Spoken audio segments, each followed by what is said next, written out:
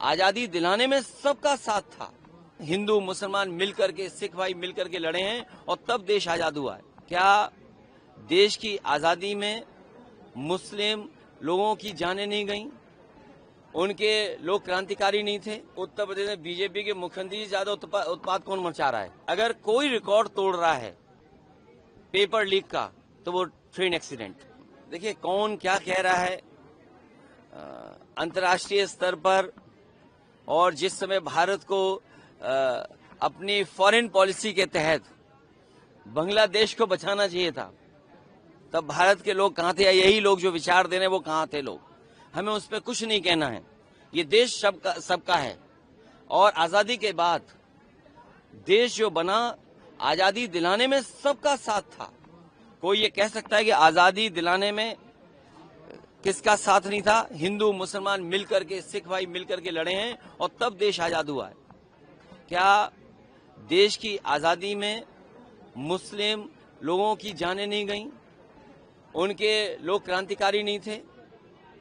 जो हमें संविधान कहता है वी द पीपल, हमें सब लोगों को बराबर समझना पड़ेगा, चाहे कोई विचारधारा हो। उनका कहना है कि सर उत्पाद अंतर्राष्ट्रीय स्तर से भी मचाया। अरे अब बताओ, उत्तर प्रदेश में बीजेपी के मुख्यमंत्री से ज्यादा उत्पाद कौन मचा रहा है? किसी अधिकारी से अगर आपके संबंध अच्छे हों, जो अधिकारी आपसे बहुत अच्छी बात करता हो, जो सच बोल सके, आप उससे थोड़ा समय गुजारें, उनसे जानिए कि उत्पाद वाली भाषा किसकी है, सरकार की है कि नहीं है। ये तो सच्चाई है। जो कमजोर है उनके साथ हमेशा खड़ा होना चाहिए। सर, चेन्नई में फिर से एक बड़ा रेल हादसा हुआ है। राहुल गांधी और तमाम लोगों ने सरकार और रेल मंत्रालय पर सवाल खड़े किए हैं कि लगातार इस तरह की घटनाएं होती जा रही हैं। देखिए रेल मंत्रालय पे पहले भी बहुत उंगलियां उठी हैं।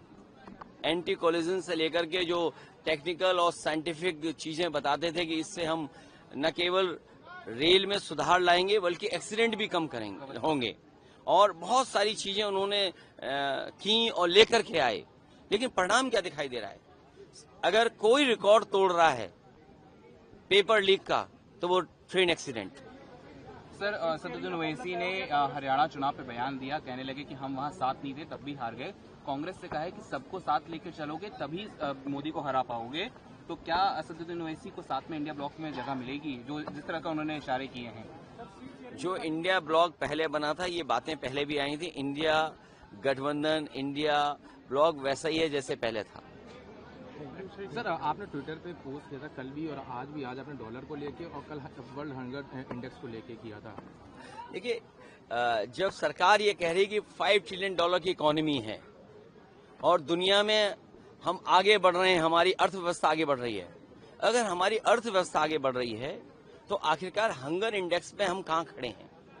105वां स्थान, मतलब सबसे बुरा अगर स्थान किसी का तो भारत का है। और वहीं दूसरी तरफ अगर अर्थव्यवस्था बेहतर है तो आखिरकार आपका रुपया डॉलर के मुकाबले क्यों नीचे जा रहा है?